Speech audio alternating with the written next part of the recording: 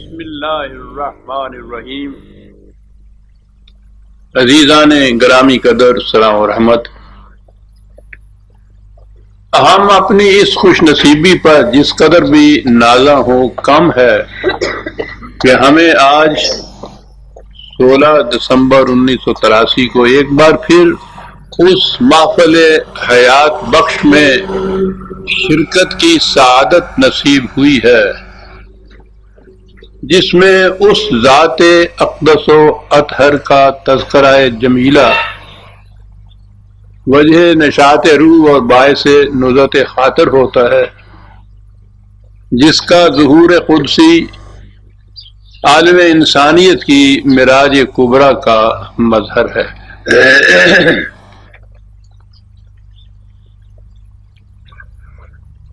اس تقریب کو عرف عام میں عید میلاد النبی صلی اللہ علیہ وسلم کہا جاتا ہے۔ بعض حقیقت ناآشنا اور سطحی لوگ یہ کہتے ہیں کہ نبی کی حیثیت معاذ اللہ ایک ڈاکیے کی سی ہوتی تھی، وہ خدا کا پیغام لوگوں تک پہنچا دیتا تھا اور بس۔ یہ حقیقت سے ناآشنائی ہی نہیں بلکہ ایک باطل عقیدہ ہے۔ خدا سے وحی پانے کا نام نبوت ہے، اور اس کے بعد رسالت کا فریضہ یہ ہے یا یہ ہوتا تھا کہ اس وحی کے مطابق ایک معاشرہ، ایک نظام، ایک مملکت قائم کی جائے جس کے خوشگوار اور حیات بخش نتائج سے دنیا دیکھ لے کہ خدا کی وحی پر عمل پیرا ہونے سے یہ زندگی کس طرح سے جنت بن جاتی ہے۔ نبی اکرم صلی اللہ علیہ وسلم نے اسی قسم کے معاشرہ کے قیام کی ابتدا کی۔ یہ ظاہر ہے کہ معاشرہ یا مملکت انسانوں کے ہاتھوں ہی سے قیام میں آتی ہے، تو اس کے لیے حضور کا پہلا فریضہ ان انسانوں کا انتخاب تھا جو اس عظیم مقصد کو بروئے کار لانے کا ذریعہ بنتے۔ اسلام سے پہلے عرب کی جو حالت تھی اس کے متعلق مجھے کچھ تفصیل سے کہنے کی ضرورت نہیں، آپ کو معلوم ہے۔ دنیا بھر کے عیوب اور ضمائم اس معاشرے میں موجود تھے، لیکن آپ نے تو اسی معاشرے سے انہی لوگوں میں سے ان کا انتخاب کرنا تھا جو اس عظیم و جلیل مقصد کو بروئے کار لانے کا ذریعہ بنتے۔ فراست نبوی سب سے پہلے ان افراد میں کے تلاش میں نکلتی تھی جن میں ایسے انسان بن جانے کا امکان، یعنی بیسک صلاحیتیں تو ان کے اندر موجود ہوں، ان صلاحیتوں کی تعلیم و تبلیغ و تزکیہ سے وہ اس مقام پر آ جائے کہ جو پھر اس قسم کا معاشرہ قائم کر سکے۔ یہی وہ افراد ہیں جنہیں صحابہ کبار رضی اللہ تعالیٰ عنہم کہا جاتا ہے۔ یہی وہ جماعت ہے جسے قرآن نے ملت کہہ کے یا امت کہہ کے پکارا ہے۔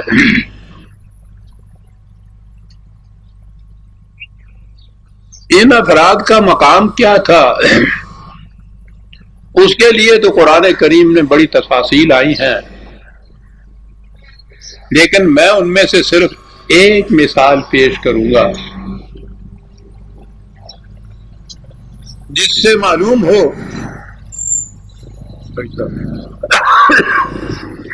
معلوم ہو کہ خود خدا کی نظروں میں ان اصحاب کا مقام کیا تھا، تو سب سے بڑی شہادت تو یہی ہو سکتی ہے۔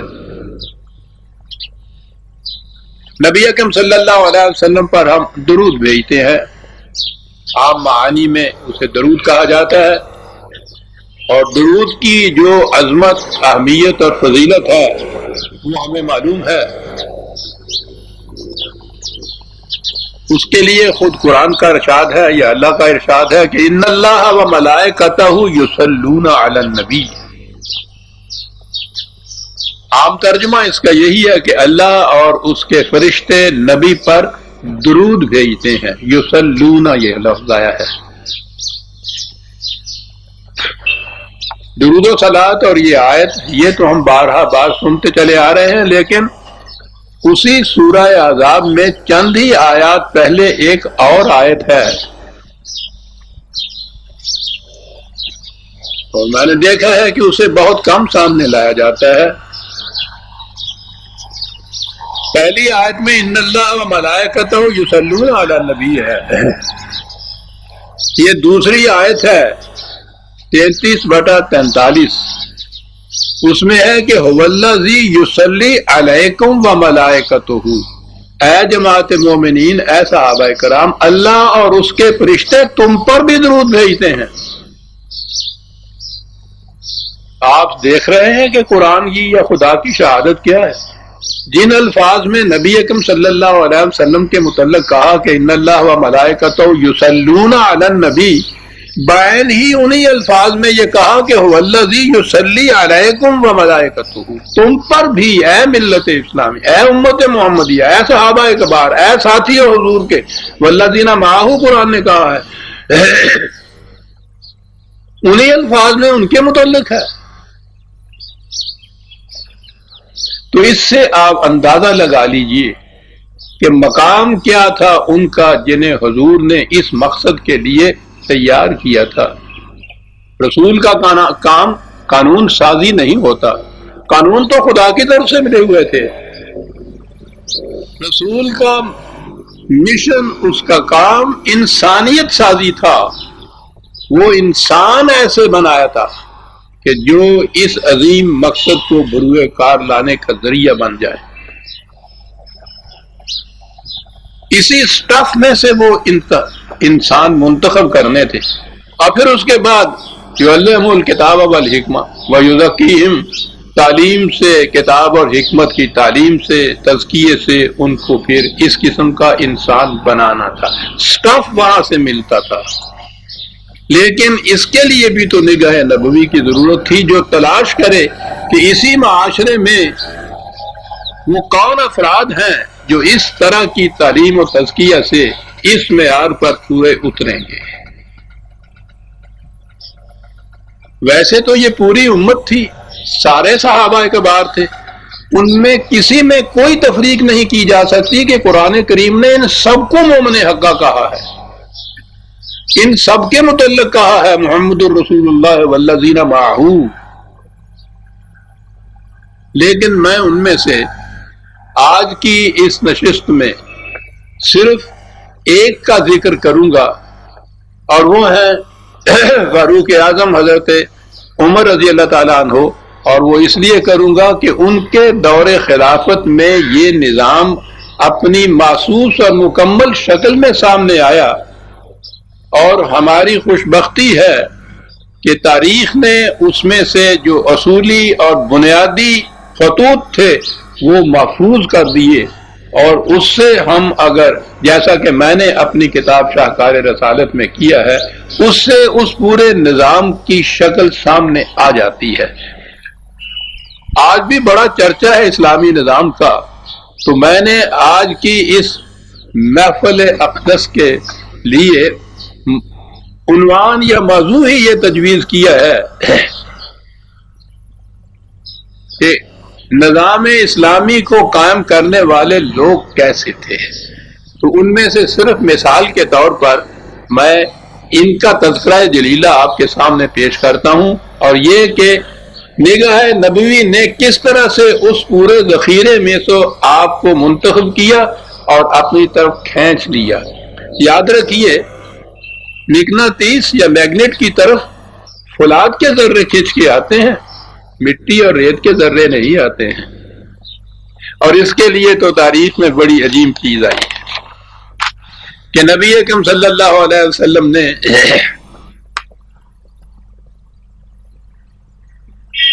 خدا سے یہ دعا کی. یہ تمام واقعات ہمارے ہاں تاریخوں میں محفوظ ہیں. خدا سے دعا کی تھی کہ یا الہ العالمین، اسلام کو ابو جہل یا عمر ابن خطاب کے ذریعے تقویت بخش. ان دونوں میں سے جو بھی تجھے محبوب ہو اسے مشرف با اسلام فرما. اس دعا کے معنی یہ ہے کہ نگاہ نبوی نے یہ بھانپ لیا تھا. ابو جہل کا نام بھی عمر تھا. یہ حضرت عمر بن خطاب کا ماموں تھا. ان دونوں کا معاشرے میں کیا مقام تھا، ان کی صلاحیتیں کیا تھی، اس کا اندازہ تو حضور کی اس دعا سے لگ سکتا ہے کہ کہا گیا تھا کہ ان دونوں میں سے کسی ایک کو مجھے عطا کر دے. خدا سے یہ کہا گیا تھا.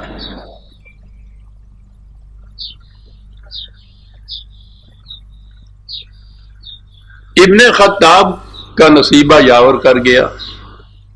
وہ کھنچ کے چلا آیا اور اس کے بعد پھر تربیت و تعلیم نبوی سے وہ فاروق اعظم بنا کہ جو انسانیت کے سما پر درخشندہ آفتاب کی طرح چمکا اور وہ آج تک قیامت تک اس کی روشنی رہے گی.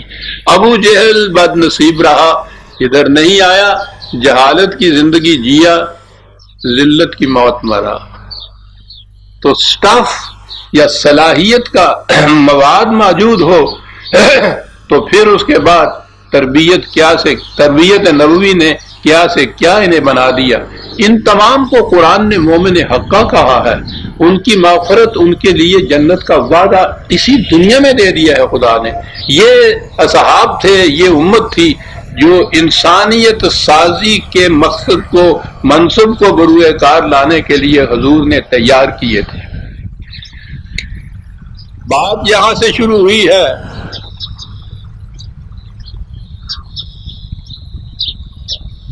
تو میں حضرت عمر رضی اللہ تعالیٰ عنہ کے اسلام لانے کا واقعہ بھی پیش کر دوں آپ کے. عام طور پہ جو واقعہ پیش کیا جاتا ہے وہ کچھ صحیح نظر نہیں آتا. کہا یہ جاتا ہے کہ یہ سب سے بڑے دشمن تھے اسلام کے. قریش نے ندوہ میں یہ تجویز کیا کہ اس کا حل کیا ہے. یہ جو طوفان برپا ہو رہا ہے، یہ جو معاشرت کا تختہ الٹنے کی سازشیں ہو رہی ہیں، یعنی اسلام، نبی اکرم صلی اللہ علیہ وسلم کا پیغام، یہ ابتدائے مکی زندگی کا تذکرہ ہے. کوئی 5-6 سال ہی ہوئے تھے دعوت نبوی کو. تو یہ کہا کہ اس کا طریقہ یہ ہے کہ نبی اکرم صلی اللہ علیہ وسلم کو معاذ اللہ قتل کر دیا جائے، ختم کر دیا جائے. اور اس کے لیے حضرت عمر، عام روایت یہ ہے کہ آپ تیار ہوئے، آپ جا رہے تھے، راستے میں ایک شخص ملا، اس نے کہا کہ کہاں جا رہے ہو؟ انہوں نے کہا کہ یہ ہے میرا ارادہ. تو اس نے کہا کہ وہاں جو جا رہے ہو پہلے اپنے گھر میں تو جھانک کے دیکھو وہاں کیا ہو رہا ہے. تمہاری بہن اور تمہارا بہنوئی وہ اسلام لا چکے ہیں. آگ بگولا ہو گیا یہ سن کر. اس گھر میں آئے تو دیکھا کہ بہن قرآن کی کچھ آیات پڑھ رہی تھی. ان کو بے حد غصہ آیا، سخت مزاج تو تھے ہی. بہن کو بھی پیٹا، بہنوئی کو بھی پیٹا، لہو لہان کر دیا. لیکن اس کے بعد بہن کی زبان سے جو قرآن کی چند آیات سنی تو دل پگھل گیا، ارادہ بدل گیا، ذہنیت بدل گئی اور پھر وہ جا کے اسلام لائے. میں نے کہا ہے نا کہ یہ اگر درایت کی روح سے دیکھا جائے تو یہ صحیح بات نظر نہیں آتی. حضرت عمر رضی اللہ تعالیٰ عنہ مکے میں سارے 17 آدمی تھے جو کچھ لکھنا پڑھنا جانتے تھے، اور یہ ان میں قریب کہیے سر فہرست تھے. ان کی تجسس کی یہ کیفیت تھی کہ یہودیوں کے ہاں تورات تھی، انہوں نے تورات کو خود سمجھنے کے لیے عبرانی زبان سیکھی اور اس میں اتنی مہارت قائم کی کہ تورات کو براہ راست سمجھتے تھے. یہ اپنے سفر میں تجارت کی غرض سے مختلف دوسرے ملکوں میں جاتے تھے تو اپنا کام کے بعد وہاں کے ارباب دانش و بینش سے ملتے، ارباب فکر سے ملتے، ان سے باتیں کرتے، یہودیوں عیسائیوں کے جو احبار و رہبان سے ان سے ملتے۔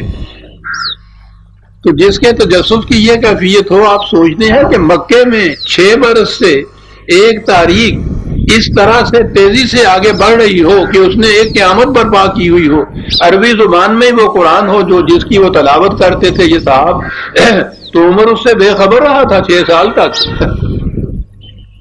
اور پتہ اس وقت چلا کہ صرف کسی نے کہا کہ تمہاری بہن اور بہنوئی مسلمان ہوئے ہیں، اور وہاں ایک آیت سن لی انہوں نے اور اس کے بعد اسلام لے آئے۔ اتفاق سے اتفاق ہنسنا ہے کہ حضرت عمر کے اسلام لانے کا واقعہ خود ان کی زبان سے بھی تاریخ میں موجود ہے،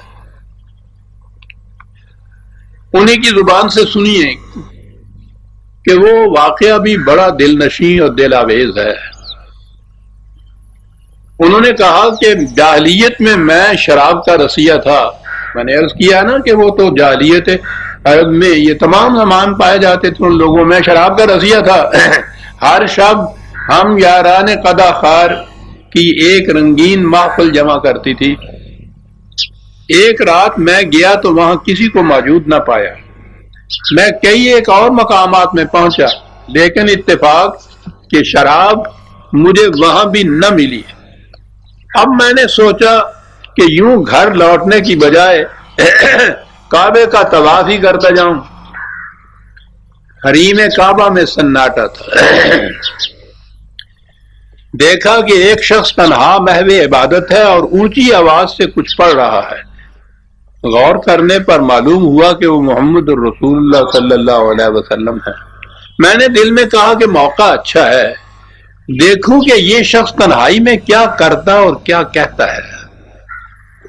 دبے پاؤں آگے بڑھا، محتاط تھا کہ وہ مجھے دیکھ نہ لیں، اس لیے میں غلاف کعبہ میں چھپ گیا اور سرکتا ایسی جگہ پہنچ گیا جہاں مجھ میں اور ان میں غلاف کعبہ کے سوا کچھ اور حائل نہ تھا۔ آپ نبی اکرم صلی اللہ علیہ وسلم نہایت جذب و کیف کے عالم میں کھڑے قرآن مجید کی یہ آیات پڑھ رہے تھے، فلا اقسم بما تبصرون وما لا تبصرون۔ ان الفاظ میں کچھ ایسا بلا کا اثر تھا کہ میں نے کہا کہ قریش جو کہتے ہیں کہ یہ شخص نہایت بلند پایا شاعر ہے تو وہ ٹھیک ہی کہتے ہیں کہ اتنے میں آپ نے اگلی آیت پڑھی کہ انہ لقول رسول کریم وما ہوا بقول شاعر، یہ خدا کا رسول ہے بڑا معزز، جس کی زبان سے یہ الفاظ تم سن رہے ہو وہ شاعر نہیں ہے۔ میں نے کہا کہ یہ تو اپنے شاعر ہونے سے بھی انکار کرتا ہے، تو پھر جیسا کہ قریش کہتے ہیں کہ یہ کاہن ہوگا، شاید یہ وہی ہو۔ اتنے میں میرے کان میں یہ الفاظ پڑھے کہ وَلَا بِقَوْلِ كَاهِنٍ قَلِيلًا مَا تَذَكَّرُونَ، کہ یہ کسی کاہن کی بھی بات نہیں ہے، تم بہت کم غور و فکر کرتے ہو جو کچھ یہ کہتا ہے۔ قرآن کے اسلوب بیان نے مجھے حیرت میں ڈال دیا۔ میں نے کہا کہ اگر یہ نہ کسی شاعر کا کلام ہے نہ کاہن کا تو پھر یہ ہے کیا؟ میرے دل کی اس بات کا جواب ان الفاظ میں ملا جو اس سے آگے آپ نے تلاوت فرمایا کہ تنزیل من رب العالمین، یہ رب العالمین کی طرف سے نازل شدہ وحی ہے، یہ کسی شاعر اور کاہن کا کلام نہیں ہے۔ آپ یہ پڑھتے جا رہے تھے اور مجھ پر ایک عجیب و غریب کیفیت طاری ہوتی جا رہی تھی۔ یہ آیات ہے جی 69 بتا 38 43 کی، اگر آپ نے لکھنا ہے تو 69/38-43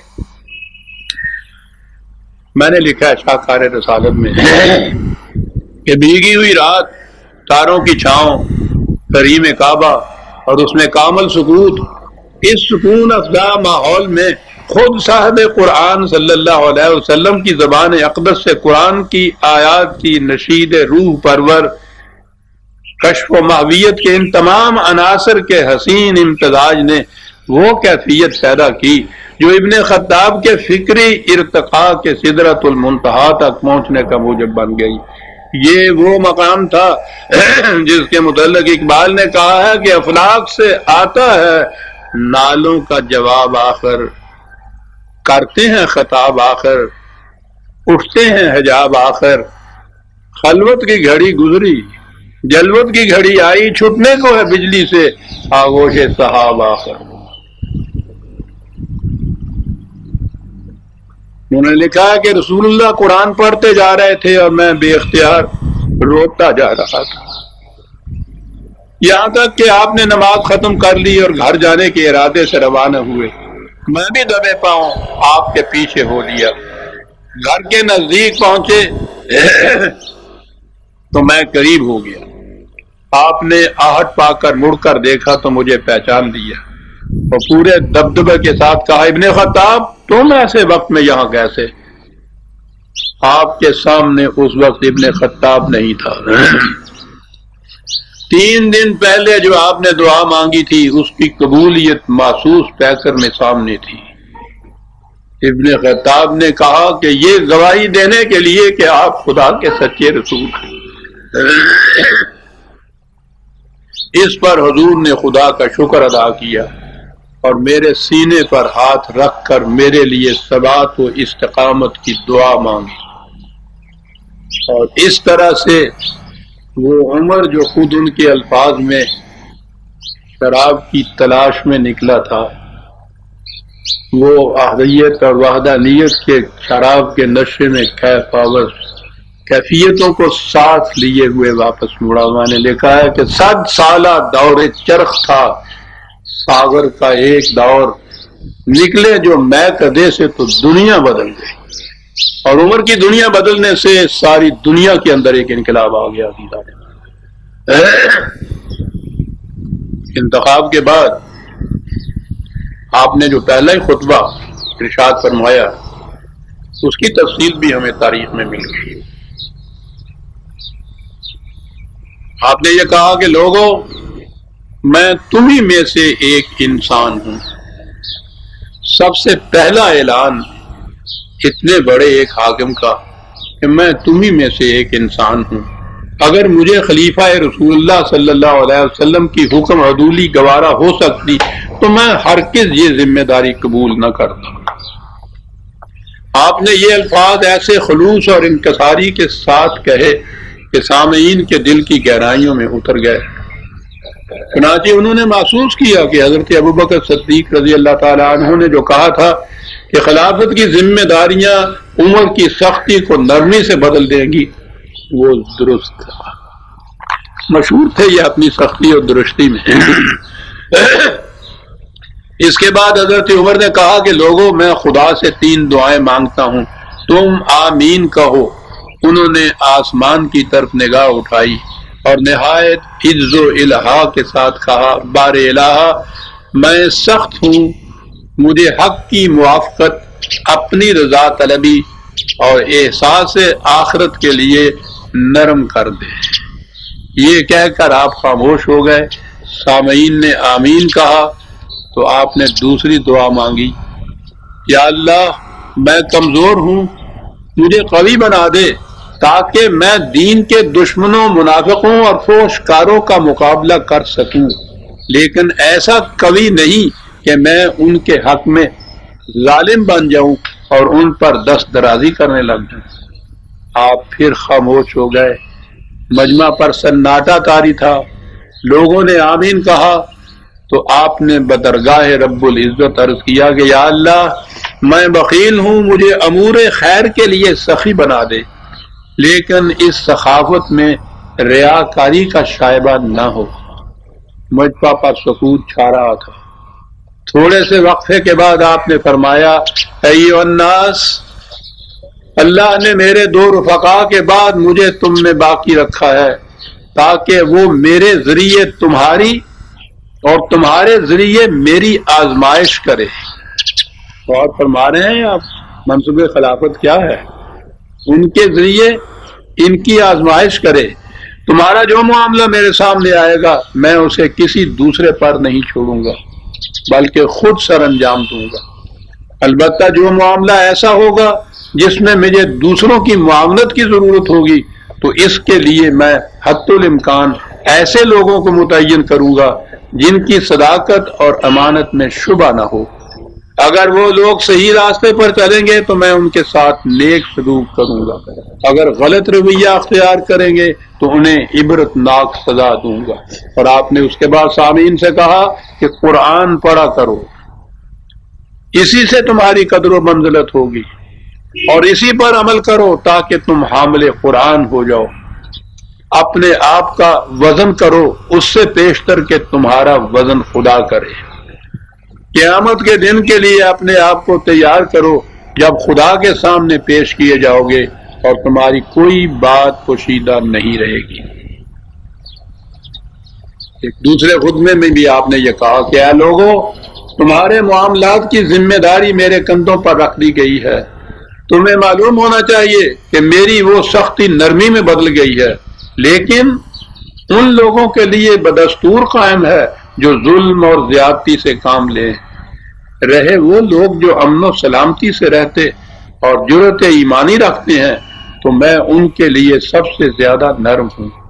اگر کوئی شخص کسی کے ساتھ ظلم و زیادتی کرے گا تو میں اسے اس وقت تک نہیں چھوڑوں گا جب تک اس کا ایک رخسار زمین پر ٹکا کر دوسرے رخسار پر اپنا پاؤں رکھ دوں تاکہ وہ حق کے سامنے سے پر انداز ہو جائے۔ لیکن اس تمام سختی کے باوجود میں اہل حق کے لیے خود اپنے رخسار زمین پر رکھ دوں گا۔ پہلے ہی خطبے میں یہ اعلان فرمایا گیا تھا۔ انتخاب کے بعد سب سے پہلا سوال یہ آتا تھا کہ خلیفے کا سارا وقت مملکت کے لیے اور نظام کے لیے وقف ہو جائے گا، اس کے کھانے پینے کا انتظام کیا ہوگا؟ اسے کہتے ہیں کہ سربراہ مملکت کا وظیفہ کیا ہونا چاہیے۔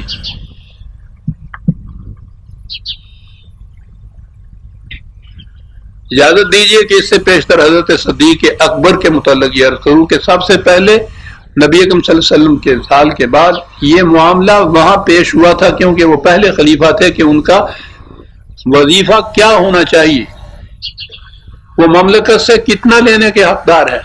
مختلف تجاویز پیش ہوئی تو آپ نے کہا کہ یہ میرا معاملہ ہے، اسے میں ہی طے کروں گا، اور اس کے بعد کہا کہ میرا وظیفہ وہ ہوگا جو مدینے میں ایک مزدور کی کم از کم مزدوری ہے۔ کہا کہ اس میں گزارا کیسے ہوگا؟ کہا کہ جس طرح اس کا گزارا ہوتا ہے۔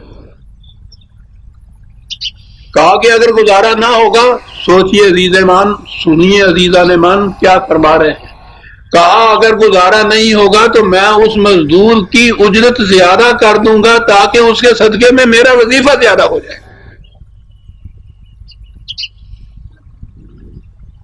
یہ تو انسان جو نبی اکرم صلی اللہ علیہ وسلم نے تیار کیے تھے۔ حضرت عمر رضی اللہ تعالیٰ عنہ نے کہا کہ میرا وظیفہ کپڑوں کے 2 جوڑے، ایک سردی کا ایک گرمی کا، حج اور عمرہ کے لیے ایک ایک احرام، اور میرے اہل و عیال کے لیے اتنا فی کس کھانا جو قریش کے ایک آدمی کی خوراک ہے، نہ اس سے زیادہ نہ اس سے کم۔ اس کے بعد میں مسلمانوں کا ایک فرد ہوں، جو ان کا حال سو میرا حال۔ یہ کپڑے کس قسم کے تھے اور کھانا کیسا، یہ ذرا آگے چل کے ہمارے سامنے آتا ہے۔ اور اب ہم آگے بڑھتے ہیں۔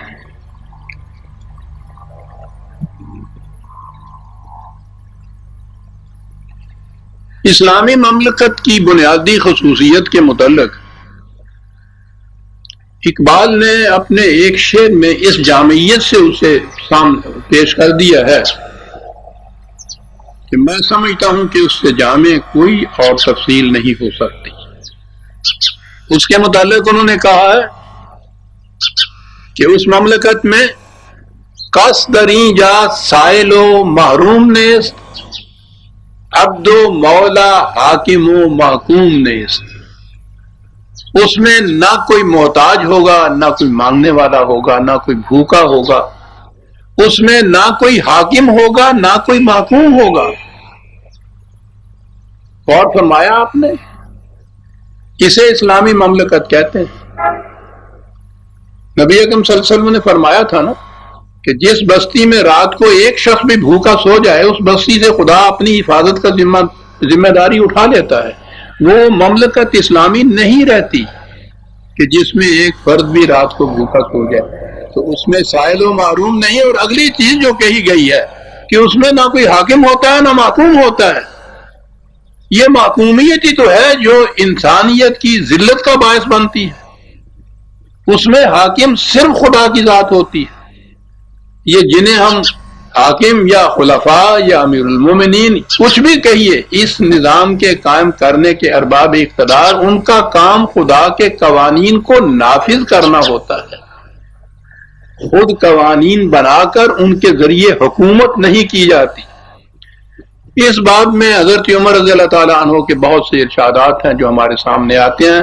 انہوں نے حضرت سعد بن ابی وقاص کے نام اپنے ایک مکتوب میں ایک ایسا فقرہ لکھا تھا جس میں فلسفہ سیاست و اخلاق کی ساری تفصیل سمٹ کر آ گئی ہے۔ آپ نے لکھا تھا، اور سے سننے کی چیزیں عزیزان مان، کہ اگر تم یہ جاننا چاہتے ہو، یعنی وہ گورنر تھے ایک صوبے کے، اگر تم یہ جاننا چاہتے ہو کہ اللہ کے ہاں تمہارا مقام کیا ہے، تو یہ دیکھو کہ اللہ کی مخلوق تمہیں کیسا سمجھتی ہے۔ اچھی طرح جان لو کہ اللہ کے ہاں تمہارا مرتبہ وہی ہے جو مخلوق کے ہاں ہے۔ اور فرمایا کیسا معیار ہے۔ اور اس کے بعد حضرت عمر بن عاص کے نام ایک مکتوب میں لکھا تھا کہ تم اپنی رعایا کے لیے ایسے بن جاؤ کہ اگر تم رعایا ہو تو تم چاہو کہ تمہارا امیر ایسا ہونا چاہیے۔ حضرت عمر کے یہ اصول بڑے ہی جامع ہیں نظر آتے ہیں۔ مجھے معلوم ہوا ہے کہ تم مجلس میں تکیہ لگا کے بیٹھتے ہو، ایسا ہرگز نہ کرو، عام لوگوں کی طرح بیٹھا کرو۔ انہی کے نام ایک اور خط میں لکھا کہ یاد رکھو جب حاکم بگڑ جاتا ہے تو رعایا بھی بگڑ جاتی ہے۔ سب سے بدبخت وہ انسان ہے جس کی وجہ سے اس کی رعایا بدبخت ہو جائے۔ ایک دفعہ فرمایا کہ وہی حکومت درست رہ سکتی ہے جس میں نرمی تو ہو لیکن کمزوری کی وجہ سے نہیں، اور جس میں سختی تو ہو لیکن استبداد اور جبر کی بنا پر نہیں۔ کمزوری کے بغیر نرمی اور جبر و استبداد کے بغیر قوت، یہ ہے اسلامی مملکت کی حد امتیاز۔ ایک خطبے میں ارشاد فرمایا کہ جو شر پیدا کر کے غالب آیا وہ غالب نہیں مغلوب ہے، جس نے ناجائز طریق سے کامیابی حاصل کی وہ کامیاب نہیں ناکام ہے۔ جس میں تکبر ہو سمجھ لو کہ وہ احساس کمتری میں مبتلا ہے۔ 1300-1400 سال پہلے آج سے عرب کی سرزمین میں جو تاریخ کہلاتی تھی، آپ ان اصولوں کو ذرا دیکھیے تو صحیح۔ اس 1500 سال کے عرصے میں بھی علماء مدن اور سیاست ان پر ایک لفظ کا اضافہ نہیں کر سکے۔ احساس کمتری میں مبتلا ہے، یہ سائیکالوجی کی آج کی تحقیق نظر آ رہی ہے۔ اس زمانے میں کہا جا رہا ہے کہ جس میں تکبر ہو سمجھ لو کہ وہ احساس کمتری میں مبتلا ہے۔ ایک دفعہ ایک گورنر نے کہا تھا کہ میں جا رہا ہوں، مجھے کوئی ہدایت دیجئے کہ میں کس قسم کے لوگ اپنے ساتھ وہاں ملاؤں جو اس ذمہ داری کو پوری طرح سر انجام دے سکے۔ انہوں نے کہا کہ اصولاً 2 نقطے یاد رکھو، ایسے لوگ جو طاقتور ہوں لیکن خائن ہوں، کرپٹ ہوں، ان کو نہ ساتھ لینا، اور نہ ہی انہیں ساتھ رکھنا جو دیانت دار تو ہوں لیکن کمزور ہوں۔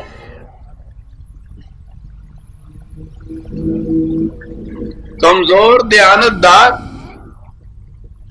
اور صاحب قوت خائن، ان سے معروم، ان سے محتاط رہنا، اور پھر اور جس قسم کے جی چاہے آدمی ساتھ ملا لینا، کوئی خطرہ نہیں ہوگا تمہیں۔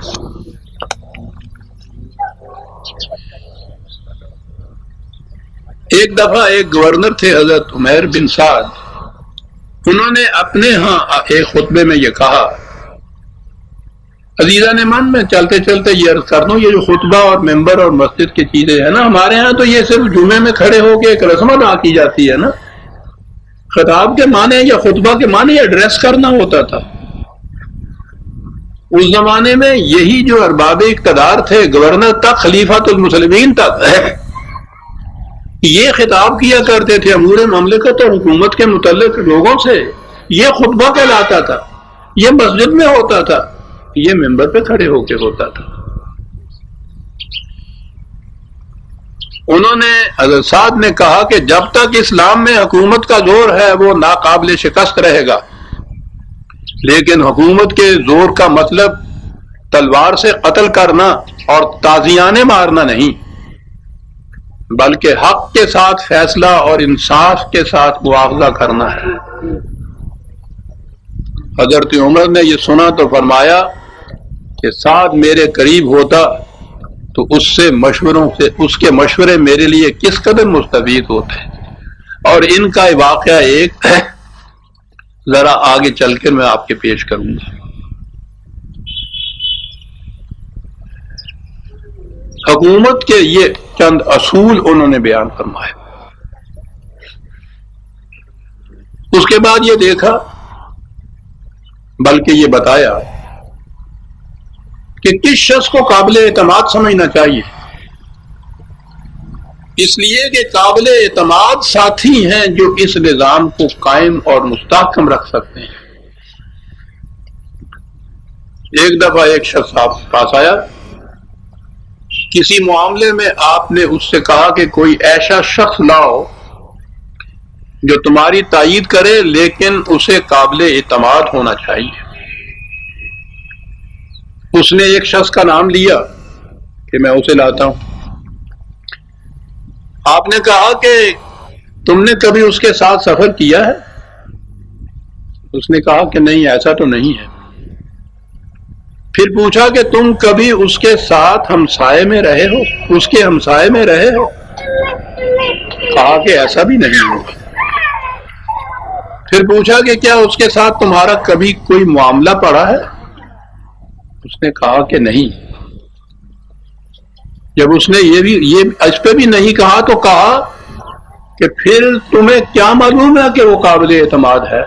تم نے صرف مسجد میں اس کو سر جھکاتے سر اٹھاتے دیکھ لیا اور سمجھ لیا قابل اعتماد ہے۔ یہ معیار نہیں اعتماد کا معیار یہ ہے جو میں بتا رہا ہوں۔ انسان کا انسان کے ساتھ معاملہ کیسا ہے، اور یہی دین ہے عزیزان من، یہی معیار ہے صداقت کا، یہی اعمال صالح ہیں۔ دین آتا ہے یہ سکھانے کے لیے ہے کہ انسانوں کا انسانوں کے ساتھ معاملہ کیسا ہونا چاہیے۔ حکومت کے بعد دیانت اور امانت کا سوال آتا ہے، اور یہ بڑا اہم سوال ہے۔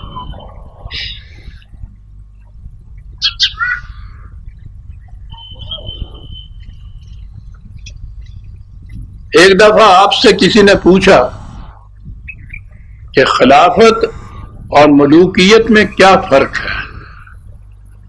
آپ نے فرمایا کہ میں تو اتنا ہی جانتا ہوں کہ خلیفہ سے پوچھا جائے گا، بڑی توجہ کی ضرورت ہے، 4 لفظ ہیں عزیزان من،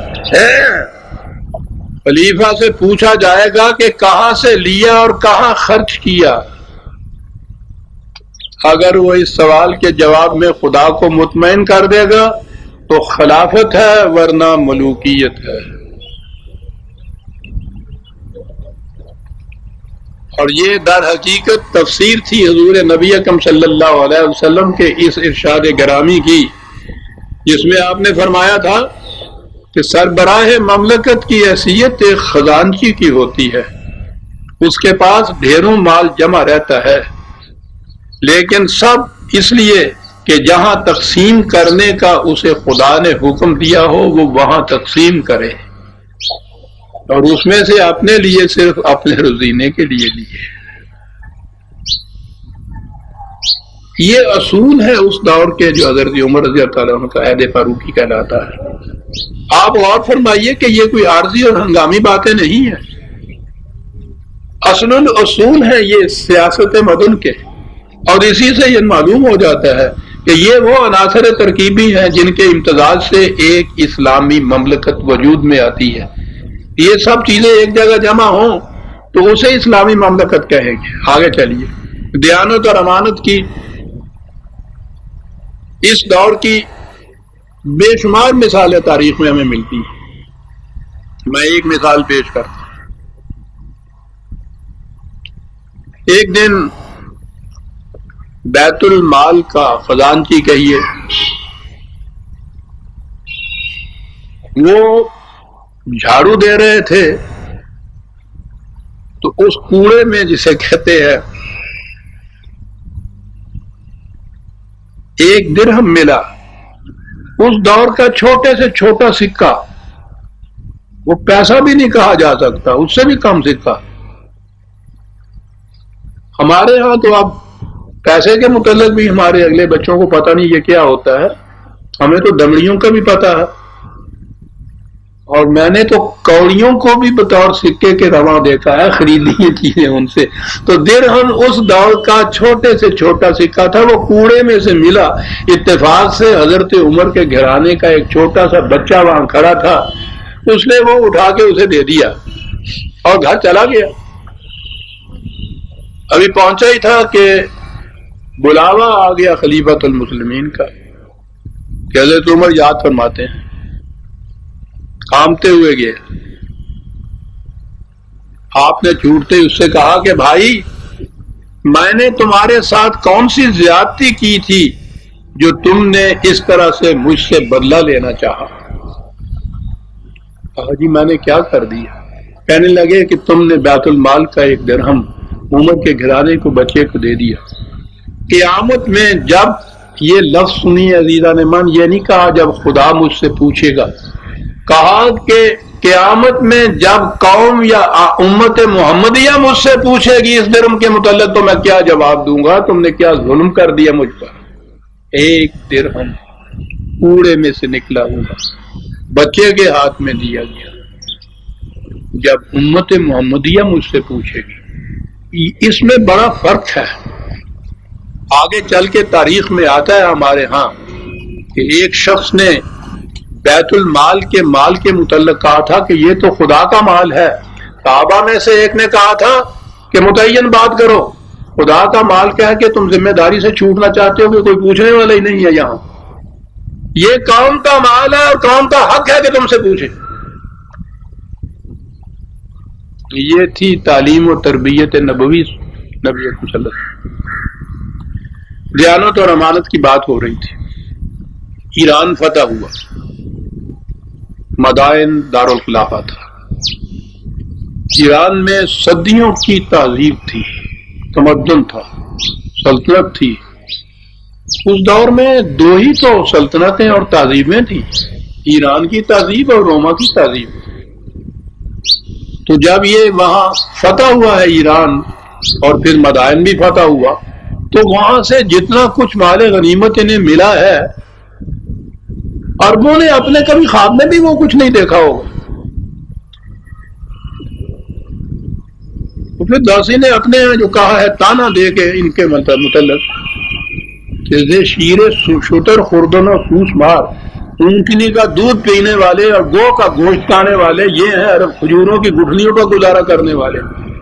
ان کو جو یہ ملا وہاں سے مال غنیمت، بے شمار دولت، درکار، اتنے بڑے قالین تھے کہ وہ جب آئے ہیں مدینے میں سمجھ میں نہیں آتی تھی کہاں بچھائیں، کوئی گھر اتنا بڑا تھا ہی نہیں جس میں وہ قالین سما سکتا۔ ڈھیروں کے ڈھیروں وہ سارے جتنے بھی تھے وہ تو مرکز میں بھیجنے تھے. حضرت سعد بن وقاص تھے، انہوں نے اس سب کو مرکز میں بھیج دیا. ساتھ ایک خط لکھا اور کہا یہ کہ آپ کو یہ مال غنیمت کا ڈھیر اور یہ نوادرات دیکھ کے بڑی خوشی ہوئی ہوگی، لیکن اس سے زیادہ خوشی اس خبر سے ہوگی جو میرے اس خط میں آپ کو ملے گی. اور وہ خبر یہ ہے کہ یہ مال ساری مملکت میں مختلف مقامات میں بکھرا پڑا تھا. آپ کے یہ سپاہی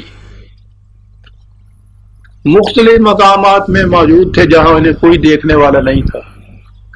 انہیں یہ سارا مال ملا، ان میں سے کسی نے ایک سوئی بھی اپنے لیے نہیں رکھی، سارے کا سارا آ کر مرکز میں ڈھیر کر دیا. کہا کہ عمر ہے نا یہ خبر ایسی کہ جس پر اس مال غنیمت کے مقابلے میں زیادہ خوشی ہو؟ آپ نے خط پڑھا، آنکھوں میں آنسو ڈبڈبائے اور کہا کہ اس قسم کی دیانت اور امانت کی مثال اور کہاں مل سکتی ہے. حضرت علی رضی اللہ تعالیٰ عنہ پاس کھڑے تھے. کہا عمر تمہیں معلوم ہے کہ یہ تمہارے سپاہی اس قدر امین اور دیانتدار کیوں ہیں؟ آپ فرمائیے. کہا اس لیے کہ تم امین اور دیانتدار ہو.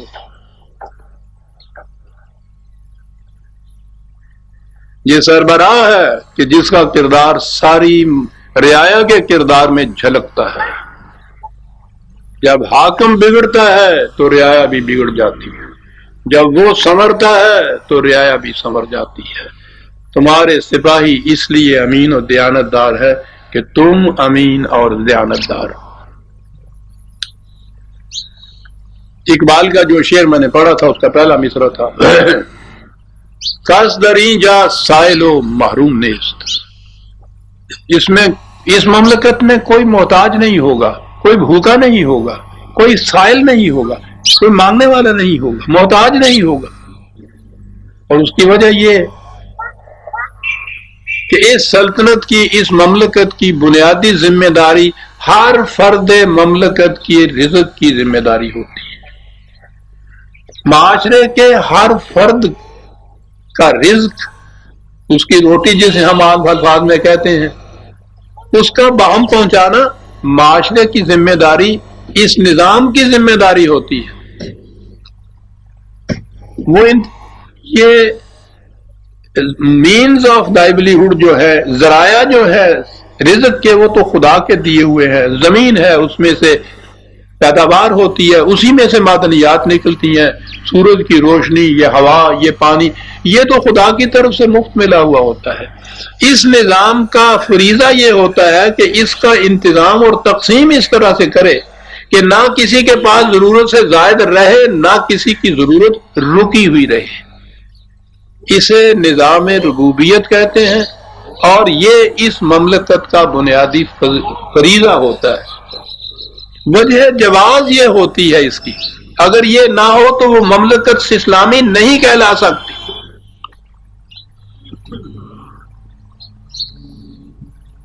اس کی مثال خود امیر المومنین کیسے قائم کرتے تھے.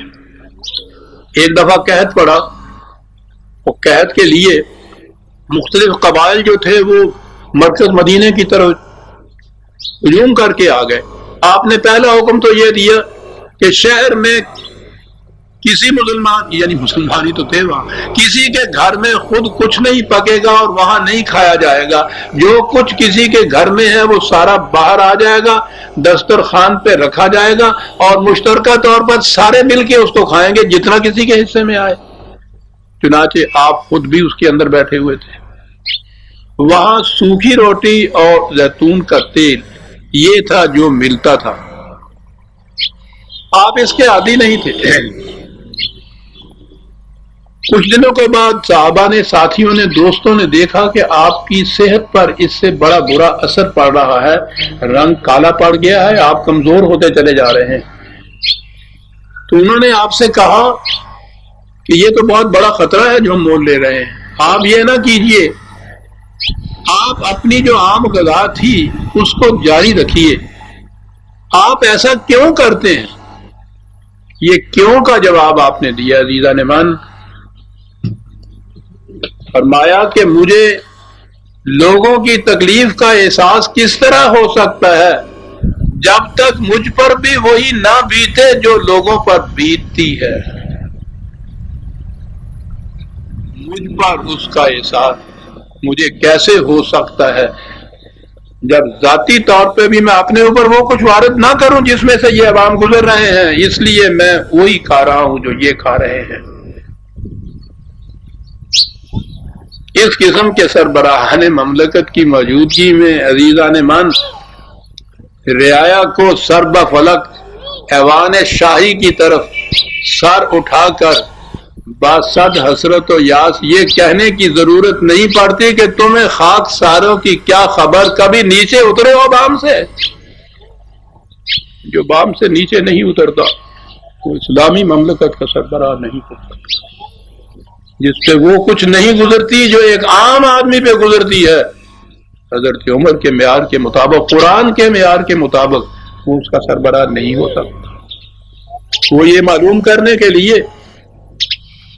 کہ مملکت کے ہر فرد کو رات کو روٹی مل رہی ہے، سارا دن امور مملکت میں مصروف رہتے اور جب ساری دنیا سو جاتی تو اٹھ کر گشت کرتے، یہ معلوم کرنے کے لیے کہ کوئی بھوکا تو نہیں. اسی گشت میں ایک دن دیکھا قبائلی لوگ یا مدینے ذرا باہر خیموں میں ہی عام طور پہ رہا کرتے تھے. ایک خیمے سے بچوں کے رونے کی آواز آ رہی تھی. دیکھا تو ایک خاتون بیٹھی چولہا جلائے ہوئے تھی، اس پر ہنڈیا بھی رکھی ہوئی تھی، بچے رو رہے تھے اور وہ باتوں سے اس کا جی بہلا رہی تھی. آپ نے پوچھا کہ کیا کر رہی ہو، ان کو کچھ کھانے کو دیتی کیوں نہیں ہو، کب تک یہ ہنڈیا چڑھی رہے گی اور یہ بچے روتے رہیں گے؟ اس نے کہا کہ ہنڈیا میں کھانے کے لیے کچھ نہیں، بچوں کو بہلانے کے لیے خالی پانی ہنڈیا میں چڑھا رکھا ہے، میں انہیں کھانے کے لیے کیا دوں؟ تیسرا وقت آ گیا وہ پڑے. کہا کہ تم نے باب خلافت میں اس کی اطلاع بھیجی ہے کہ تمہارے پاس کھانے کے لیے نہیں ہے؟ سنیے عزیزان من، ایک بدو عورت خیمے میں بیٹھی ہوئی یہ جواب دے رہی ہے. سوچئے کہ ان کا شعور سیاست کتنا بلند ہو گیا تھا. آپ نے کہا تھا کہ تم نے اطلاع بھیجی ہے خلیفہ کو کہ میرے پاس کھانے کو نہیں ہے. اس نے کہا کہ جو شخص حاکم ہو کر رعایا کے حالات سے بے خبر رہے اس تک شکایت پہنچانے کا فائدہ کیا ہے؟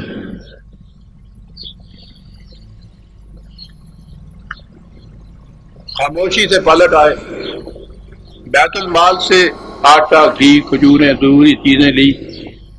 خادم کہہ لیجئے، معاون کہہ لیجئے، اسلم ان کے نام تھے، وہ ساتھ تھے. انہوں نے کہا کہ لائیے میں اٹھا کے لے چلوں.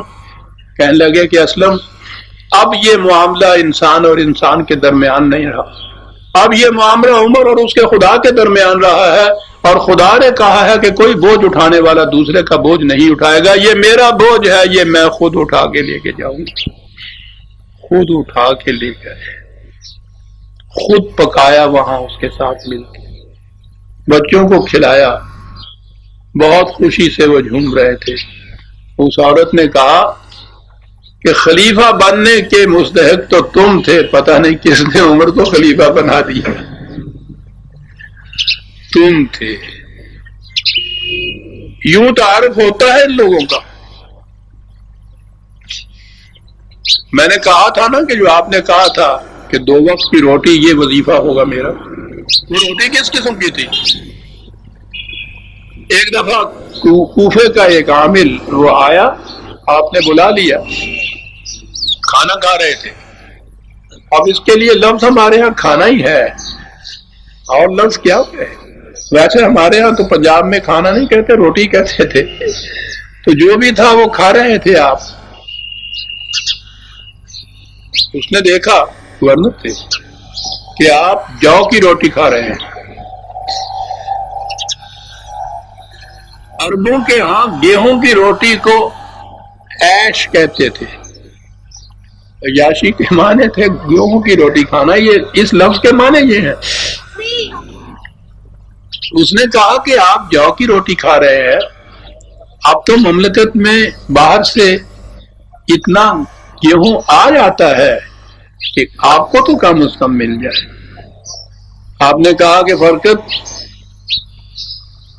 جتنا اقتدار مجھے حاصل ہے تم جانتے ہو کسی اور کو حاصل ہے؟ اس نے کہا بالکل نہیں، اس لیے تو میں پوچھتا ہوں۔ کہنے لگے ٹھیک ہے، تو یہ عدم اقتدار نہیں جس کی وجہ سے تم یہ دیکھ رہے ہو۔ مجھے اس وقت اس کا یقین ہے کہ مملکت کے ہر فرد کو جو کی روٹی مل رہی ہے۔ کیا تم مجھے یقین دلا سکتے ہو کہ مملکت کے ہر فرد کو گیہوں کی روٹی مل رہی ہے؟ عمر گیہوں کی روٹی اس دن کھا سکتا ہے جس دن اسے یقین ہو کہ ہر فرد کو گیہوں کی روٹی مل رہی ہے۔ اسلامی مملکت، اسلامی نظام عزیزان میں، یہ شہادت گاہ الفت میں قدم رکھنا ہے۔ لوگ آسان سمجھتے ہیں مسلمان ہونا۔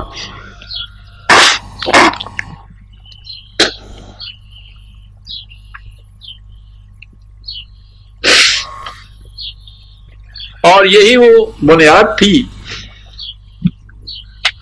جس پر قوانین اور سزاؤں کی عمارت استوار ہوتی تھی۔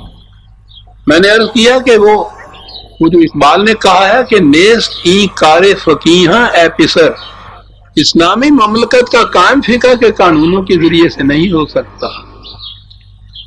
قوانین اس زمانے میں بھی تھے، چوری کی سزا اس زمانے میں بھی تھی، لیکن آپ کو اس واقعہ کا شاید علم ہو کہ ایک صحابی تھے حاتب بن بلتعہ، ان کے ملازمین نے کسی کی اونٹنی چرا کر ذبح کی، کھایا بھی، پکڑے گئے، جرم کا اعتراف کیا، قاضی نے سزا دی، اناؤنس کی، اعلان کیا۔ آپ نے کہا کہ نہیں، مجھے مجرموں سے پوچھنا تو چاہیے کہ مملکت میں یا کم از کم مدینے میں ایسے حالات ہیں، تو اس کے باوجود انہوں نے یہ چوری کیوں کی؟ ان سے پوچھا، انہوں نے کہا کہ ہمارے آقا کی کیفیت یہ ہے کہ وہ کام تو ہم سے پورا لیتا ہے لیکن کھانے کو اتنا کم دیتا ہے کہ جس سے ہمارا پیٹ نہیں بھرتا، اس لیے ہم مجبور تھے اور ہم نے یہ اونٹنی ذبح کی ہے اور وہ کھا گئے۔ کہا کہ اچھا، وہ تمہارا اتنا نہیں دیتا تھا کہ تمہارا پیٹ بھر جائے اور اس لیے تم مجبور ہو گئے۔ مجرموں کو تو آپ نے بری کر دیا کہ تم نے کوئی جرم نہیں کیا۔ اور ان کے مالک کو، حاتب کو بلایا، اس نے کہا کہ یہ چوری کے جرم کے موجب تم ہو جنہوں نے انہیں مجبور کر دیا اس بات پر کہ وہ چوری کر کے کچھ کھائیں۔ اگر تم انہیں پیٹ بھر کر دیتے تو اس جرم کے اوپر مجبور نہ ہوتے، لہذا اصل مجرم تم ہو۔ کیونکہ یہ پہلی دفعہ اور تمہیں شاید اس علت کا علم نہ ہو، اس دفعہ تو اتنا ہی ہے کہ اونٹنے کی قیمت اس کے مالک کو دے دو، اگر آئندہ ایسا ہوا تو چور کی سزا تمہیں دوں گا، انہیں نہیں دوں گا۔ اصول قائم ہو گیا کہ یہ سزائیں اس معاشرے کے لیے ہے کہ جس میں یہ تمام چیزیں، ہر فرد کی ضروریات زندگی کی ذمہ داری مملکت پہ ہو اور وہ پوری کر رہی ہو مملکت، اور اس کے بعد اگر کوئی اس قسم کی چیز کرے پھر اس کا ہاتھ چھوڑ کے سر قلم کر دینا چاہیے۔ لیکن اگر حاتب کی طرح دے اتنا کہ وہ پیٹ نہ بھرے اس کا، اور اس کے باوجود سزا دے وہ جو حد یا حدود جسے کہا جاتا ہے، عمر تو اس کے خلاف تھا۔ اسلامی مملکت میں پہلی چیز یہ ہوگی کہ وہ ذمہ داری مملکت پوری کرتی ہے یا نہیں پوری کرتی۔ مملکت کے واجبات جو ادا کرنے ہوتے ہیں، ایک دفعہ ایک آزاد شدہ غلام آپ نے دیکھا کہ وہ چلا جا رہا ہے بیت المال کی طرف۔ آپ نے کہا کہ میں نے تمہیں پہلی دفعہ دیکھا ہے، کہاں جا رہے ہو؟ کہنے کہ میں ابھی آیا ہوں، ابھی آزاد ہوا ہوں، تھوڑے دن ہوئے ہیں۔ تو مملکت کے جو کچھ واجبات، کوئی ٹیکس وغیرہ جو عائد کیا ہوا ہوگا انہوں نے، وہ ادا کرنے جا رہا ہوں۔ آپ نے کہا کہ تم تو ابھی ابھی کہتے ہو آیا ہوں، کیا اس مملکت نے تمہارے لیے کچھ کیا بھی ہے جو تم یہ دینے جا رہے ہو؟ کہنے لگے نہیں، میں تو ابھی وارد ہوں، نو وارد ہوں، میرے لیے تو نہیں کیا۔ کہنے لگے جب تک مملکت تمہارے لیے کچھ نہ کرے، مملکت کا کچھ تمہارے اوپر واجب نہیں ہوتا۔ جاؤ اگلے سال آنا جب مملکت تمہارے لیے کچھ کر دے۔ رائٹس اینڈ ریسپانسبلٹی کا سوال بہت لوگوں کو سناتا ہے۔ اہم بات یہ ہے، ہر ذمہ داری جو پوری کی جائے اس سے ایک حق واجب ہوتا ہے۔ ذمہ داری پوری نہ کی جائے تو یہ اصول حضرت عمر کے جو بیان کیے ہیں، ذمہ داری پوری نہ ہو تو حق واجب نہیں ہوتا۔ رائٹ سے کرو ہوتا ہے ہر ریسپانسبلٹی کے پورا کرنے پر، بھیج دیا واپس اس کو۔ ایک قبیلے کو بھوک کے زمانے میں کچھ کھانے پینے کو دیا، ساتھ بھی دیا۔ انہوں نے کہا کہ آپ کا شکریہ۔ آپ نے کھڑا کر لیا اس کو، کہا کہ یہ شکریہ کس بات کا ادا کیا؟ جو کچھ میں نے تمہیں دیا ہے وہ نہ عمر کا تھا نہ عمر کے باپ کا تھا، تمہارا تھا، میرے پاس امانت تھی، میں نے اپنی امانت واپس دے دیا۔ امانت واپس لیتے وقت شکریہ نہیں ادا کیا کرتے۔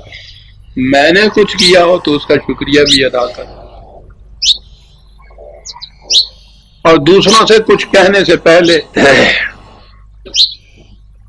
اپنے گھر والوں کو بھی ہدایت کیا کرتے تھے۔ جب لوگوں کو کسی بات سے منع کرتے تو اپنے گھر والوں کو جمع کر کے ان سے کہتے کہ میں نے لوگوں کو فلاں فلاں بات سے منع کیا ہے، یاد رکھو لوگ تمہاری طرف اس طرح دیکھ رہے ہیں جس طرح پرندہ گوشت کی طرف دیکھتا ہے۔ اگر تم بچو گے تو وہ بھی بچیں گے، اور اگر تم پھنسو گے تو وہ بھی پھنسیں گے۔ اگر تم میں سے کسی نے ان باتوں کا ارتکاب کیا تو خدا کی قسم میں اپنے ساتھ تمہارے تعلق کی وجہ سے تمہیں دگنی سزا دوں۔ اب تمہیں اختیار ہے، جو چاہے حدود سے تجاوز کرے، جو چاہے ان کے اندر رہے۔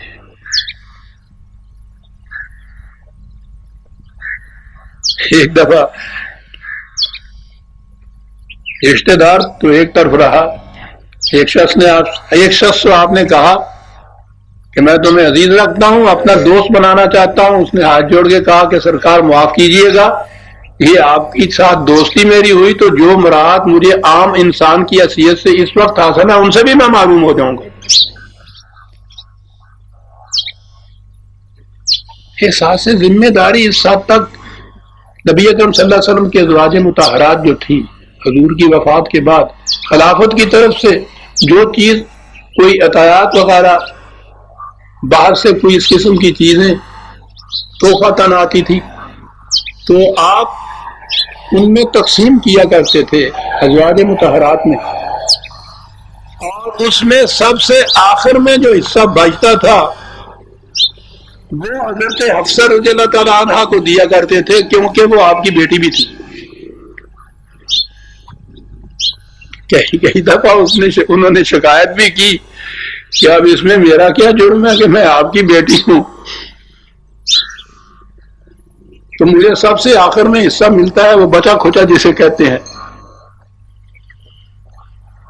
کہنے لگے کہ بیٹی، دل میں اس وقت آ جاتا ہے کہ شاید بیٹی ہونے کی وجہ سے تمہیں باقیوں سے کچھ زیادہ دے دوں تو اس کی بات پرس ہوگی۔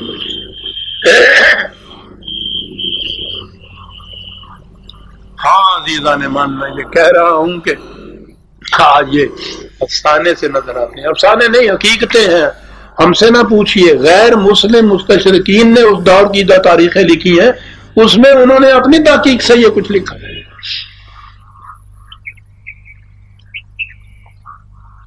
ذہنوں میں یہی ہے حضرت عمر کے متعلق کہ درہ ہاتھ میں ہوتا تھا اور اس کو بھی مار اس کو بھی مار، وہ ہنٹر اور وہ کھال ادھیڑ دیتے تھے۔ بالکل غلط ہے۔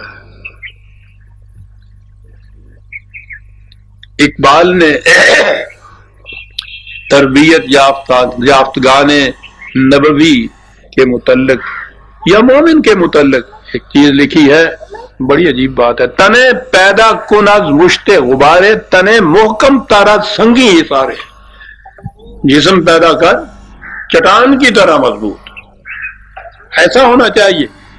درون او دل درد آشنا ہے، اور اس پیکر کے اندر ایک غم خار اور درد آشنا دل ہونا چاہیے.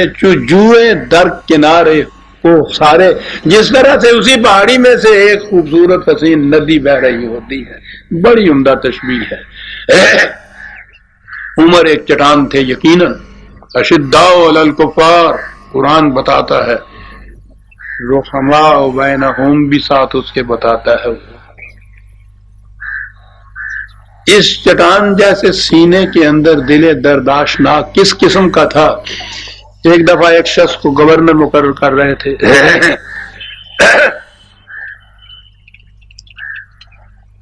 کاتب کو حکم نامہ لکھا رہے تھے. ایک بچہ آیا چھوٹا سا کھیلتا ہوا اور وہ حضرت عمر کی گود میں بیٹھ گیا. آپ نے اس کو پیار کیا. اس شخص نے جنہیں گورنری کے لیے منتخب کیا تھا اور حکم نامہ لکھا جا رہا تھا، انہوں نے کہا کہ آپ بچوں کے ساتھ اس قسم کا پیار کرتے ہیں. میرے 5-6 بچے ہیں، ان میں سے کسی کو ضرورت نہیں ہوتی کہ میرے پاس بھی پھڑک جائے. آپ نے کہا کہ اگر اللہ نے تمہارے سینے میں دل کی جگہ برف کی کاش رکھ دی ہو تو اس میں میرا کیا قصور ہے. اور اس کے بعد کاتب سے کہا کہ یہ جو حکم نامہ میں نے لکھایا ہے اس کو پھاڑ دو، یہ گورنر نہیں بن سکتا. جو شخص اپنے بچوں کے ساتھ رحم اور محبت سے پیش نہیں آ سکتا وہ رعایا کے ساتھ محبت کہاں کرے.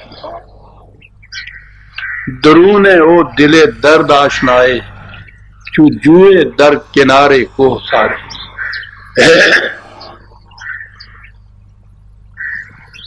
شگفتہ مزاجی بھی تھی.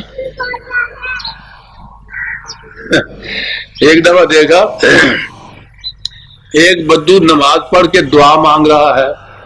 جلدی جلدی اس نے نماز پڑھی اور دعا مانگ رہا ہے کہ یا اللہ مجھے کوئی بہت بڑی خوبصورت حور دینا بیوی کے لیے.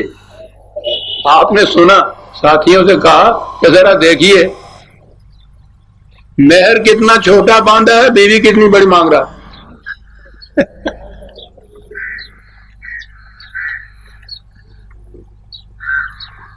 یہ جو ہمارے ہاں اب درویشوں اور فقیروں اور اولیاء اللہ کی بات ہے کہ صاحب ساری دنیا کی نعمتیں ٹکرا کر گودڑیوں میں بدر کرتے تھے، جھگیوں میں وہ رہتے تھے، کاٹ کی روٹی وہ کھاتے تھے. ایک دفعہ ایک کسی قسم کا کوئی دیکھا، اس نے ایسی شکل بنا رکھی ہوئی تھی، پکڑ لیا گلے سے اور لفظ ہے کیوں ہمارے دین کا گلا گھونٹ رہا ہے. یہ خانقاہیت اسلام نہیں ہے، یہ عیسائیت ہے.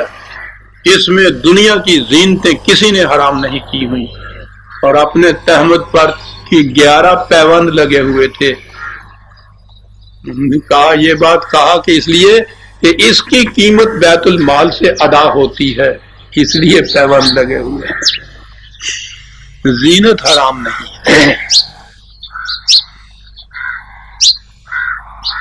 اسلامی مملکت ہی نہیں، اسلام زیرہ نے من اسلام کا بنیادی اصول احترام آدمیت. قرآن کریم میں ہے کہ وَلَقَدْ كَرَّمْنَا بَنِي آدم. ہم نے ہر انسانی بچے کو انسانی بچہ ہونے کی جہت سے واجب و تکریم پیدا کیا ہے. وہ عزت کا مستحق ہے صرف انسان ہونے کی جہت سے. اقبال نے کہا ہے نا کہ برتر از گردوں مقام آدم است، اصل تعظیم احترام آدم است. کوئی ایسی بات جس سے کسی انسان کی تذلیل ہوتی ہو وہ قرآن کی روح سے سنگین ترین جرم ہے کہ جسے خدا نے واجب التکریم بنایا ہے کسی انسان کو کیا حق حاصل ہے کہ اس کی تذلیل کرے. تذلیل کہاں تک چلی جاتی تھی. ایک دفعہ تو حضرت عمر بن عاص نے کسی شخص کو منافق کہہ دیا تھا. حضرت عمر نے کہا کہ اس سے معافی مانگو. منافق کہنا اس کو اس کی تذلیل ہے، تم یہ نہیں کر سکتے. اگر کوئی ایسی بات ہے تو اس کی رپورٹ کرو بارگاہ میں، ہم تحقیق کریں گے. لیکن یہ اس قسم کے الفاظ استعمال کرنا تاکیر ہے. اور اس سے آگے ہے ایک بات، وہی حضرت سعد جن کے متعلق پہلے میں نے ذکر کیا ہے اشارتاً، گورنر تھے ہمت کے غالباً. ایک ذمی وہ غیر مسلم رعایا ہوتے تھی جو مسلمانوں کی مملکت کے اندر ان کی پناہ اور حفاظت میں رہتے تھے. ذمی کہتے اس لیے ان کو تھے کہ ان کی حفاظت کا ذمہ یہ مملکت رہتی تھی، اور وہ اپنے ہی مذہب پر قائم رہتے تھے، اپنے عقائد رکھتے تھے، اپنی رسومات ادا کرتے تھے. ان کو پوری آزادی تھی اور ان کی حفاظت کا ذمہ مملکت اسلامیہ لیتی تھی. ذمی کہا جاتا تھا غیر مسلم. ایک دفعہ ایک غیر مسلم ذمی کو اس کی کسی حرکت پہ، کسی بات پہ، وہ گورنر نے وہاں سے کہہ دیا اخذک اللہ، خدا تجھے ذلیل کرے. اور اس کے بعد جب غصہ فروغ ہوا تو سیدھے باب خلافت میں پہنچے، استعفیٰ خلیفۃ المسلمین کے ہاتھ میں دیا، کہا کہ سعد اس قابل نہیں ہے کہ کوئی بھی ذمہ دار منصب قبول کر سکے، اس لیے کہ میں نے آج ایک انسان کی تذلیل کر دی. میں تیرا سمجھایا گیا. کہا کہ کوئی چھوٹی موٹی بات ہوتی تو میں اس سے سمجھتا بھی کہ میری توبہ قبول ہو جائے گی. یہ تو بنیادی چیز ہے اسلام کی. غصے میں آ کے بھی اگر میں یہ کر سکتا ہوں تو میں اس کا اہل نہیں ہوں کہ کوئی منصب اسلامی مملکت کے اندر لے لوں. غور فرما رہے ہیں عزیزان نے.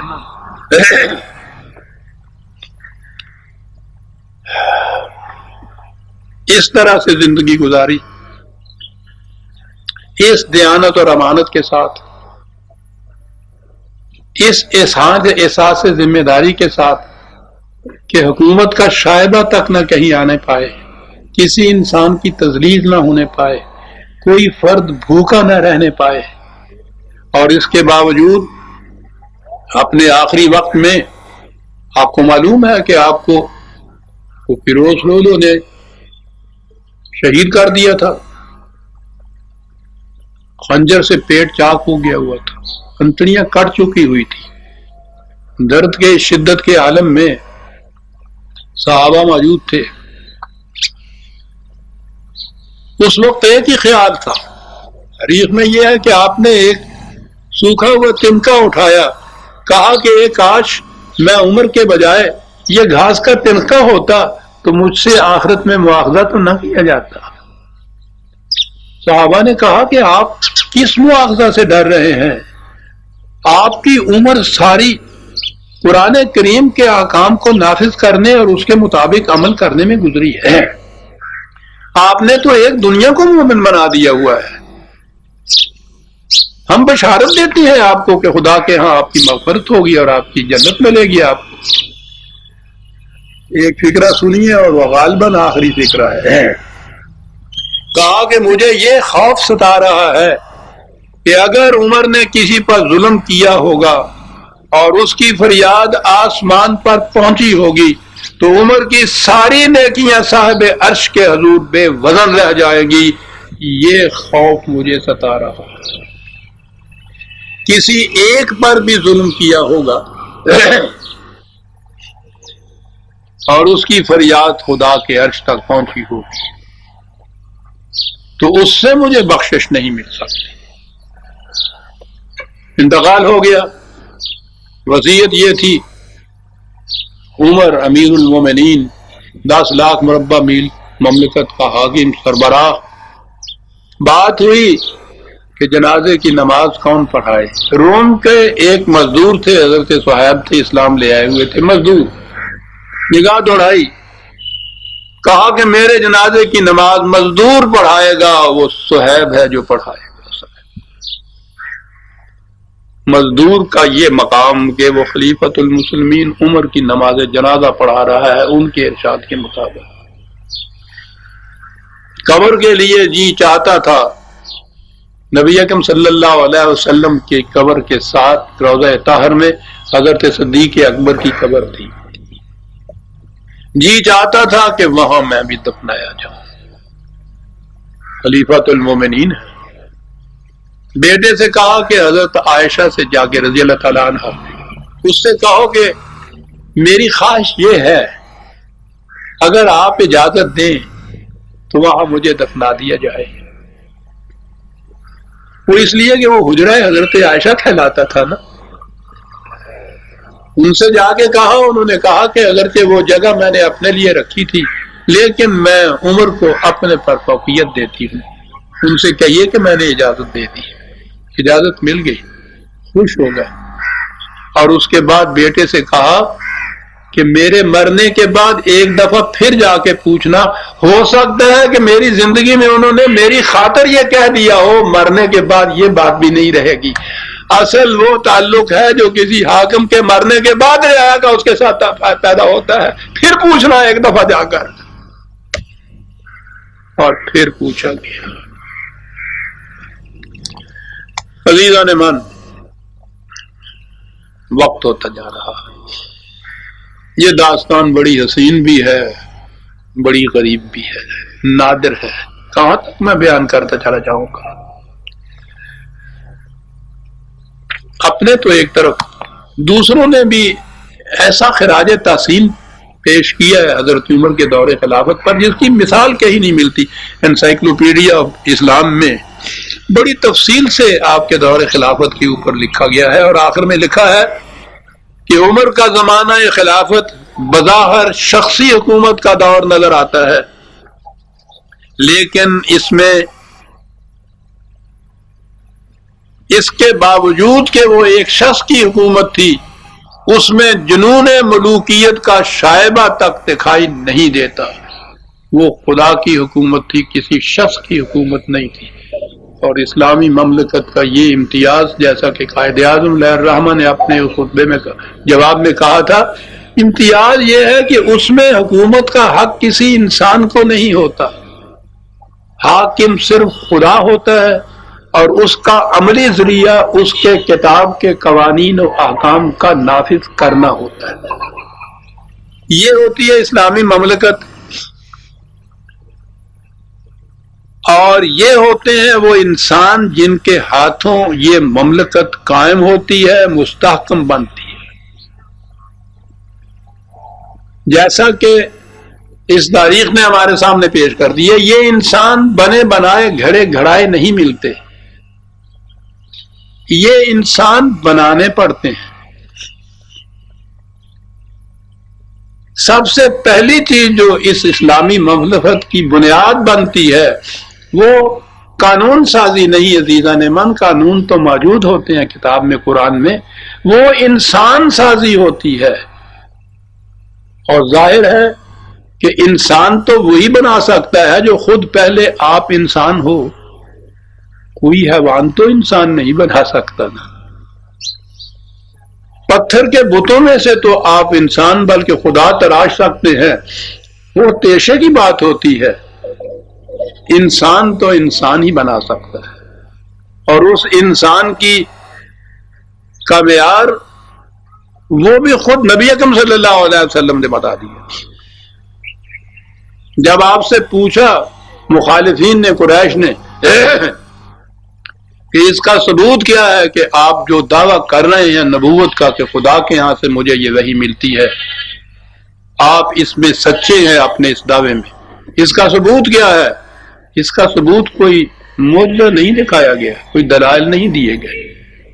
ثبوت ملاحظہ فرماؤ عزیزان من, میں نے کہا ہے نا کہ انسان وہی بنا سکتا ہے جو پہلے خود انسان بنا ہوا ہو. آپ نے فرمایا کہ میں نبوت کے بعد کی بات نہیں کر رہا. قد لبثت فیکم عمرا من قبلہ افلا تعقلون, میں نے اس دعوی نبوت سے پہلے ایک عمر تمہارے اندر گزاری ہے. میری اس عمر پہ نگاہ رکھ کے بتاؤ کہ وہ جھوٹے کی زندگی ہوتی ہے یا ایک سچے کی زندگی ہے. جو تمہارا جواب وہی میرا جواب ہے آپ کے سامنے, اور کوئی ایک فرد انگلی تک نہیں اٹھا سکا کہ آپ کی اس زندگی میں کوئی ایک بات بھی ایسی ہو جو قابل اعتراض ہو. یہ انسان وہ ہوتے ہیں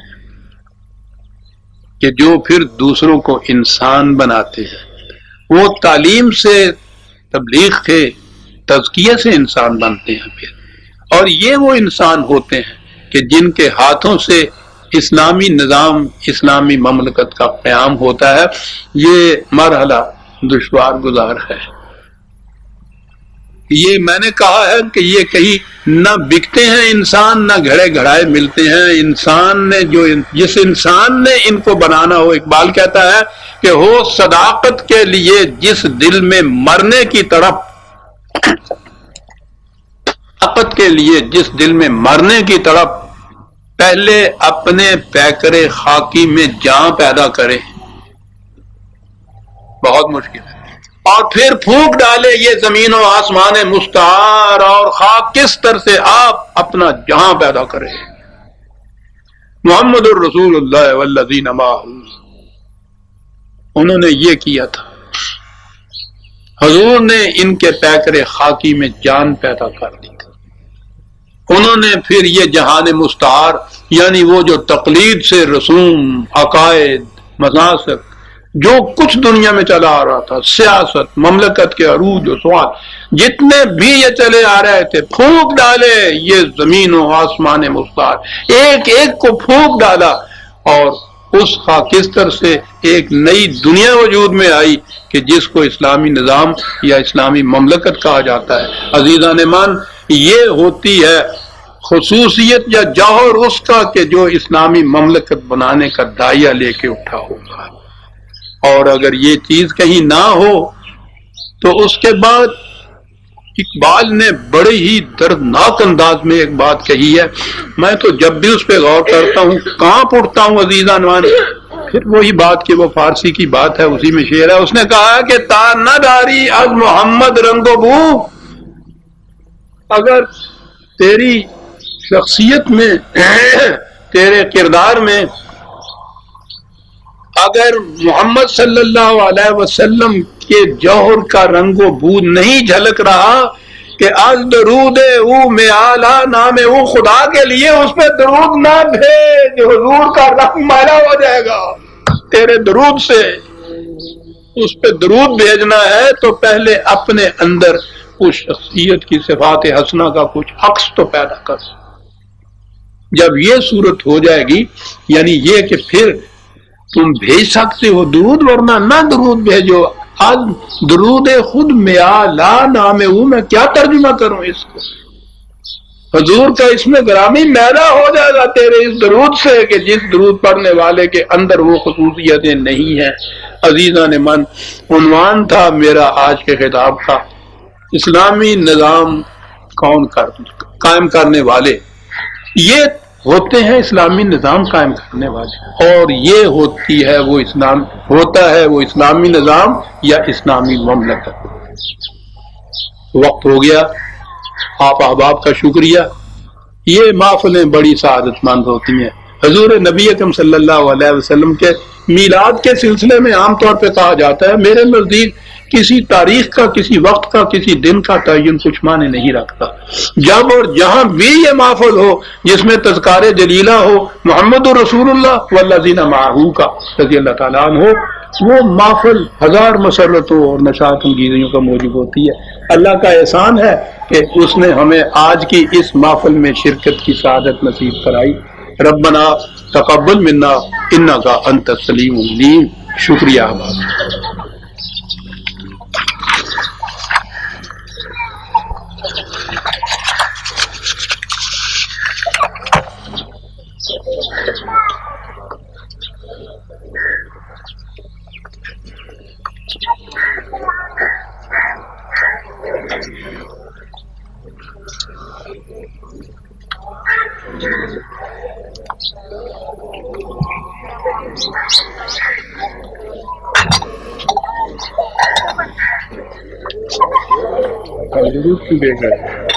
میں نے وہ کھایا نہیں کچھ، کھانا یہ کھانا